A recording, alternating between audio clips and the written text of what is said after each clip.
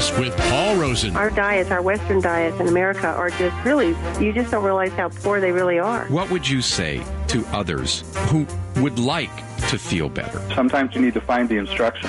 That's where the testing and everything comes in, because without that knowledge, there's no way I could have got to the point where I'm at today. Straight talk about health. And then I start preaching and telling them what I've been doing.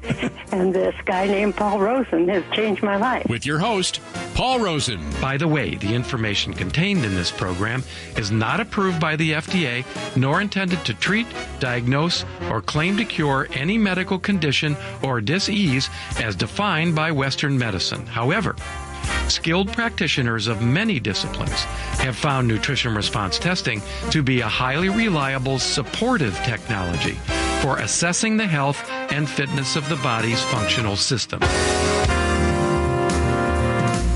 A couple of things quickly, Paul. We teased the point earlier in the show that you can get a magic pill to cure all your ills. Of course, that's a big lie, but why do people believe that, do you think? Oh, gosh, marketing and a delusion. So essentially, there are products out there, medications in particular, which do present themselves that way. Take this and you'll be better, right? And if they do, my advice is avoid them like the plague. Okay, just use common sense there. I think that's the that rule. is the common sense. And in terms of foods you can eat to make yourself healthy, are there certain things any of us can be eating on a daily basis just to absolutely maintain? And also, I'm not speaking about addressing particular symptoms. No, this just is maintaining good health. This is maintaining a healthy digestive system and maintaining a healthy immune system. And this does not matter about your present health condition or about your age or anything else. Just do this stuff, and you'll be making yourself healthier and also, I think, better able to resist problems later. Number one, bone broth. Okay, why bone broth of all things? Well, the why is going to take us a long time. Okay.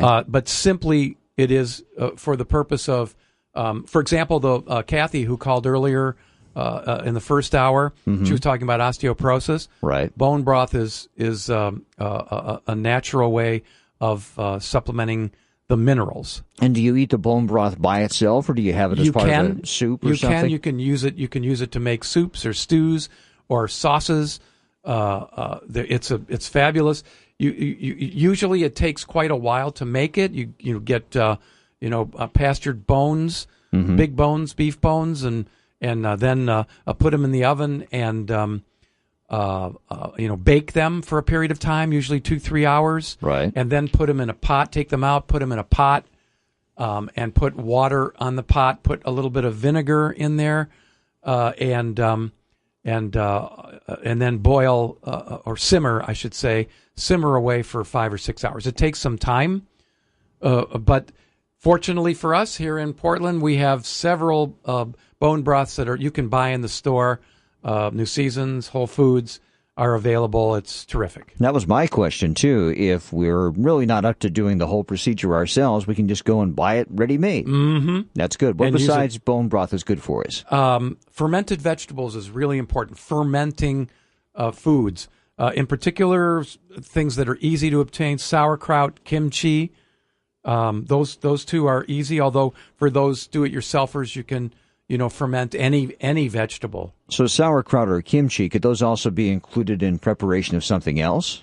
I suppose they could. As an ingredient, perhaps? I like mine on their own, but you can use it as an ingredient. All right, you fair can enough. use it in salads. That's where I was going with that. Yeah, I put a kimchi or sauerkraut in a salad. I will put that in with some balsamic vinegar. And today and right now, where we have extreme availability of fresh tomatoes and peppers of all sorts right now. Right. Oh, my gosh. That all sounds like a good salad to me. Delicious. Right there. Yeah. Okay, what else? Kefir, spelled Kefir, for those people who want to know. You can make it out of a dairy product, raw grass-fed milk, or even coconut water. What is kefir exactly? Is it a beverage? It's a fermented beverage. Okay, kefir. And you kefir. Kefir. Mm-hmm. I thought you said kefir. I said kefir. Okay, my mistake. You can say kefir, or you can say potato, you can say potato. Tomato, kefir. Or we can call the whole thing off. Or we can call the whole thing off and get to the next thing. Which is? Red cabbage. Red cabbage. Why is that healthy? Well, it's rich in amino acids and can help.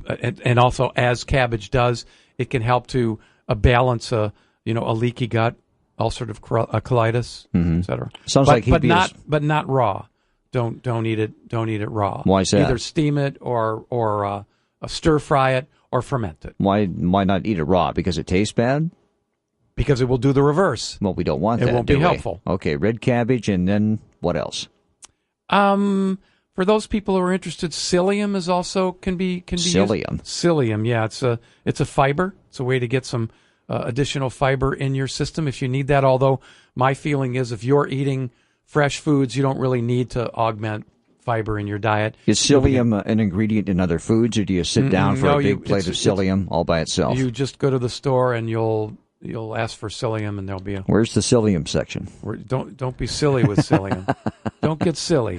Where's the psyllium section? Oh my gosh. And some cabbage. What else do we have? I'd say those were the main ones to think about. Okay. All right, fair enough. The main ones. And those are quite a lot to think about, actually. Yeah, they are, as a matter of fact. I think, though, and tell me if I'm wrong, they sound kind of non-mainstream to me, a little bit. Well, that's why we're doing them. Okay. Because we want them to be mainstream. Well, fair enough. In fact, they should be mainstream. Uh-huh. Which is the very point of the segment. As Paul says, pointing his finger right at me. I wish you could see this, folks. Get mainstream with this. Yeah, that's a good idea. And this is how we're transforming. This is how we're transforming diets. Fair enough. And I think transforming is the right word there, because I think most of these things you've mentioned are foods that most of us don't include in our diets presently. Exactly. So maybe we should change up a little bit. And they're so important. Fermented foods are so important. Bone broth, absolutely critical, especially if you know that you have any kind of osteoporosis in your life, or brain issues like Alzheimer's, or digestive issues like colitis or acid reflux. These things are critical foods.